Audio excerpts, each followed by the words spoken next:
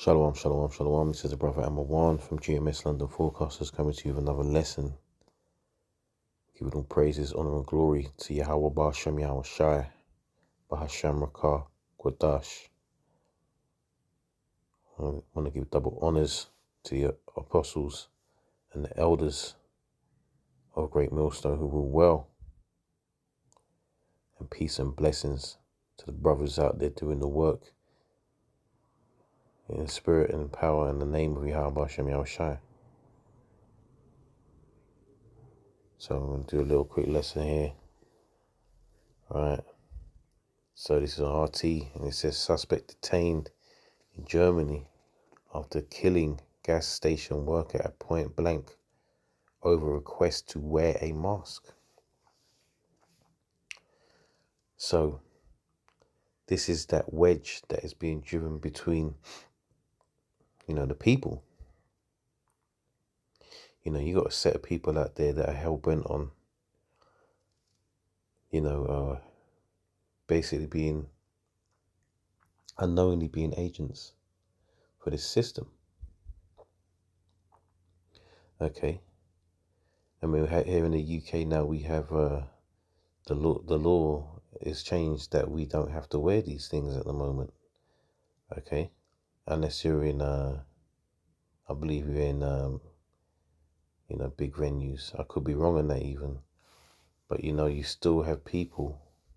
This is the thing. You have Esau's done so much work, so much brains on the people that they're willing to. There's people willing to live like this forever. Continuously wearing, the face nappies. I'm trying to keep it smooth, we're continuously wearing the face nappies, and they'll continue to want to social distance and, get keep renewing their serpent juice whenever Esau tells them to do so. Those basically the sheeple. They're the ones that are keeping this going. Okay. Here we have a situation where, by their own admission, in these health organizations' own admission, that getting this juice doesn't stop you from contracting or transmitting the C19. Yet they're still out here, loud and proud, pushing for everybody on the planet to take it. Right, you have to ask yourself why. So let's read into this. There's a German man has been taken into custody on suspicion of murder after shooting dead a young cashier in a gas station in the western German town of Oberstein, after the worker told him to wear a mask. Now, I'm assuming if she's telling him to wear one, she must already have one on. So it makes you wonder what the hell you're so concerned with what someone else is doing if you're protecting yourself. Now, there's a foolish argument. They say that you wearing yours is not to protect you. It's not to protect you, but it's to protect others. But it doesn't make sense. It's an oxymoron, because first and foremost, if you're wearing one,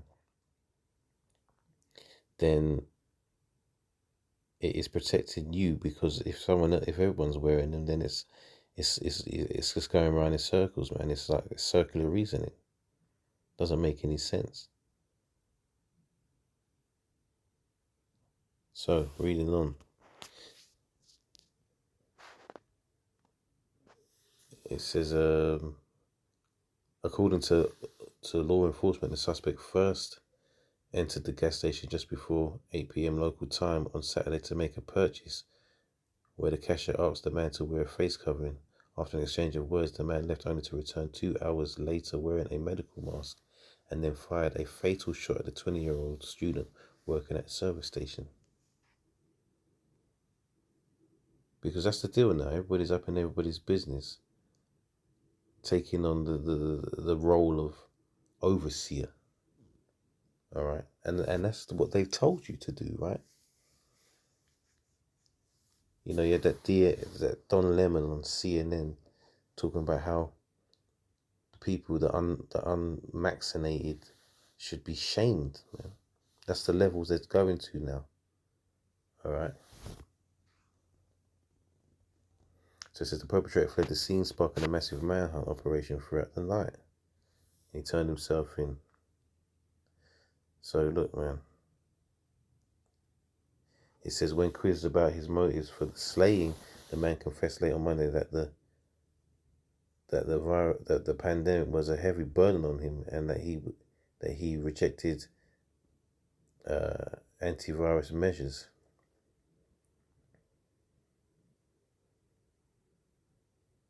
The suspect, who has not been named due to German privacy laws, said he saw the clerk as responsible for the overall situation since he had enforced the rules. You see, you know, it's like they got their own little law enforcement, little private agents out here that are been caught up in the drinking that Babylon juice, basically, man. They've been sold to it.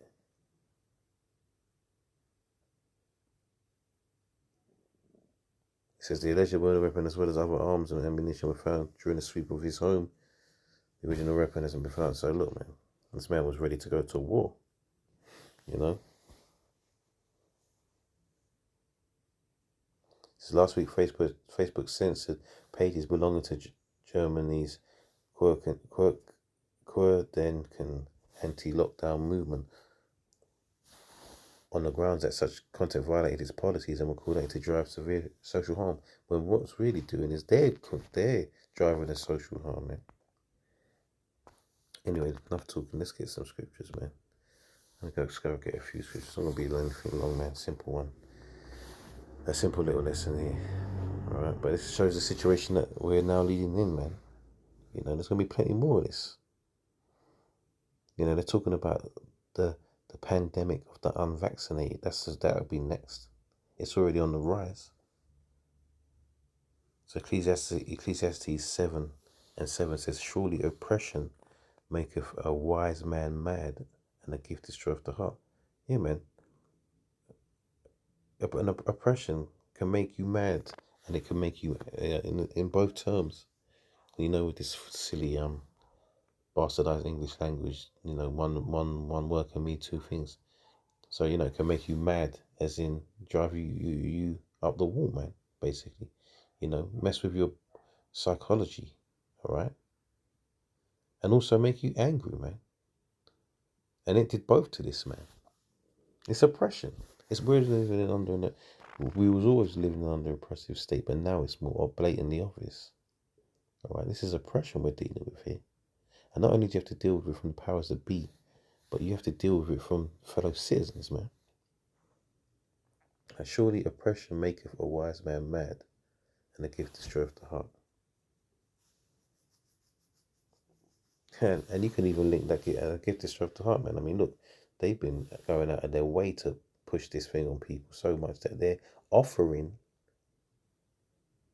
bribes, man. Burgers and fries, lottery tickets, donuts, and these are all such trivial items, man. You know, but there's people that have done it for those things, man. You know, it's a particular picture that goes around on the internet of this blonde girl that has got a free donut and a pass, man, because she took the juice, right? I wonder how dumb she's feeling right now. You know.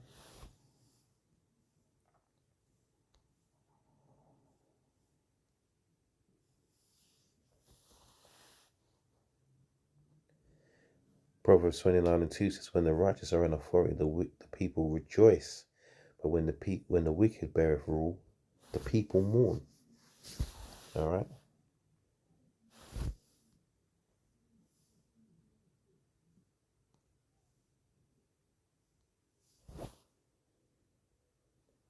That word moan, right? Let's get it.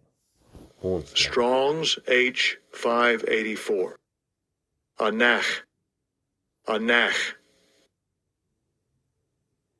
It says sigh, groan, in pain or grief. Sigh and groan, man. We're in that time of sighing and groaning, man. That's what people are doing these days. They're fed up of this place, man. They're fed up of this world and the way it's moving. You know, when the righteous are in authority, the people rejoice. But when the wicked beareth rule, the people mourn. And when the righteous will be in authority, man. That righteous being the nation of Israel, man. You know, being ruled over the world, being ruled by the 12 tribes, man. All right, with King David and Yahushua, right above. That's when the people. See, that's the thing. The people of this world, the heathens, I should say, are going to understand that they were under such a wicked rulership. When we're in charge, man, they're going to see the difference. All right, they're going to see how they'll be breathing clean air, drinking fresh water, eating food that's not full of chemicals and steroids and GMOs. All right, you know, the children learning the correct ways on how to live on this earth. You know, all the vile wickedness, you know, is going to be done away with, man. We're going to teach them how to be righteous, man. And as the apostles always say, man, you know, you have to learn wicked. You have to know wickedness to know righteousness, man. Basically, you know, roughly quoting them. And we're learning it, man. Esau's the best teacher, man. The Lord knew exactly what he was doing when he put Esau in charge of this world to show the world what true wickedness really is, man. And Esau's only just beginning, really. Isaiah 10:1 says, woe to them that decree unrighteous decrees and that write grievousness which they have prescribed, right? Unrighteous decrees, man. All the things that they're talking about, man, have been, debunked by science, man. But because this world is not full of people who want to actually, you know, the scriptures say, study to show themselves approved, blessed if he that readeth, man. You know, to basically getting knowledge and understanding. And people don't do that. They just do listen to what they're told and believe every word they're told. Even though the people that are telling them what to believe have a track record of being liars and deceivers, you know, treacherous, man. You know? I'll get one more, and I'll actually get a couple more.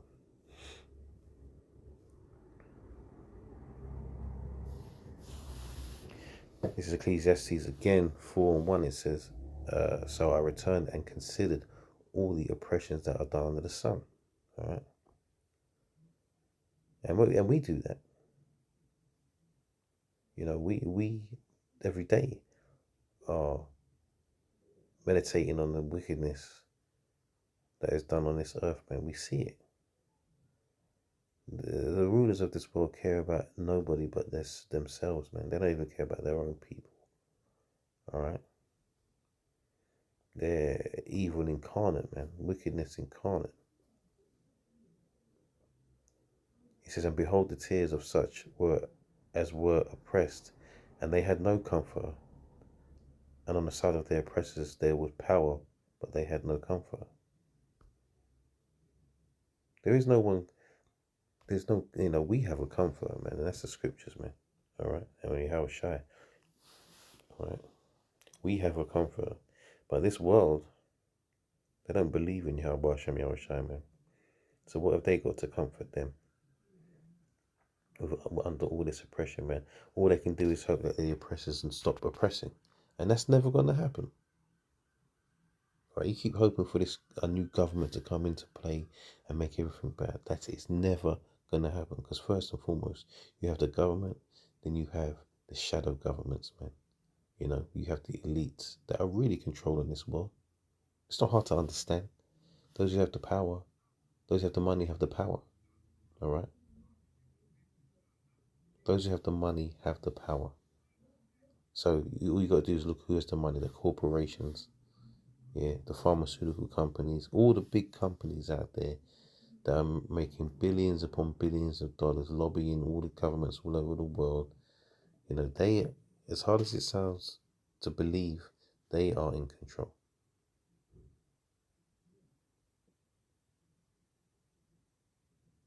It says, wherefore I praise, verse 2 says, wherefore I praise the dead, which are already dead, more than the living, which are yet alive. Right? He says, yea, better he is than both they which have not been, who have not seen the evil work that is done the Son. So it's better to be dead than to witness this wickedness on this earth, man. All right? It's better to be born into this earth, and life is miserable, especially if you're an Israelite. Right? Life is miserable, man. And all the people out there that think their life is good because they get up in the morning and go to work, and they have their little car in their house and that, and their wife and their children, and they got their little money and they go on their holidays, man. That's not life, man. Because you have rulers over you. They're telling you where you can go and what you can do, taking some of your hard-earned money that you break, some of us break our backs for.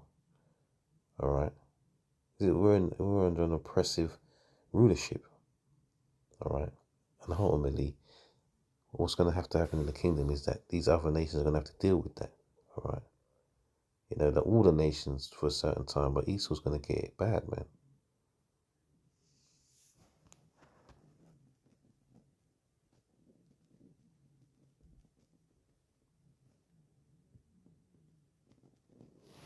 So let me get one more. I've got to set up in the Apocrypha real quick.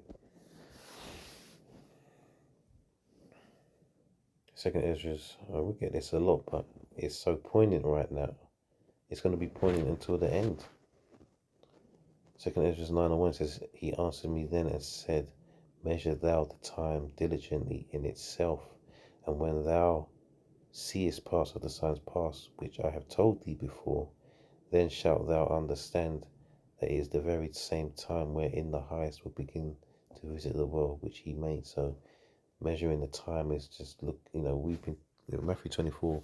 Yahushua tells you how the earth is going to be when he's about to return. All right. So that is measuring the times. He's told us what's going to be going down, man. Instructions are there to watch out for these things. So we know when it's not hard. We know when Yahushua is coming back. And it's only hard if you don't believe. All right. It says, then shalt thou understand that it is the very same time wherein the highest will begin to visit the world which he made. So Yahushua is coming back, man, very soon. It says, therefore, when there shall be seen earthquakes and uproars of the people in the world, then shalt thou well understand that the Most High spake of those things from the days that were before thee, even from the beginning. Right? So all these things must come to pass. And you're going to see a lot of uproars, man. We're seeing that already against this whole pandemic business. And then you have these smaller things going on in the world, individual cases, people shooting up schools, kids shooting up schools. That's coming out again. This man, you're going to have lots of these individual cases of people just losing it, man. People are losing it out here because they can't see where this is going. So therefore, they are in travail, man. Life is becoming a turmoil for them because they don't understand what's going on. All right, they don't know what's going on, basically. But we know what's going on, man. We've been given the script, so to speak. All right, so we know what's going on. Well, not everything, but we know enough. All right, we know enough. So yeah, we'll close out on that. Lord willing, this was edifying. Call Yahweh Shem Yahweh Shai. Yahweh Shem Yahweh Shai for allowing me to do this lesson. All right, may it be edifying to anyone who watches it. The time is nearly up for these devils, man. We're nearly out of here. Times are hard. I know it is. I can say that personally. times are tough, and because to us, it's not coming. So the end is not coming soon enough, man. And we have to hasten it, but we have to also understand that we're moving on Yahweh Shem Shai's time. So, just keep your heads up. Anyone who's watching this and understands, keep your head up and keep believing. The end for Esau is nigh and the beginning for Jacob is also nigh. So with that, I'll say Shalom.